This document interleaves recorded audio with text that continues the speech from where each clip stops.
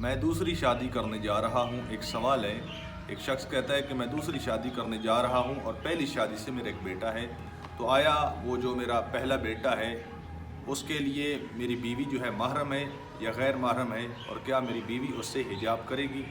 जी, आपका जवाब ये है कि जब आप दूसरी शादी करेंगे और पहली शादी से आपका एक बेटा है तो वो आपकी बीवी के लिए महरम ही रहेगा, गैर महरम नहीं रहेगा, और आपकी बीवी के लिए उससे हिजाब करना ज़रूरी नहीं है।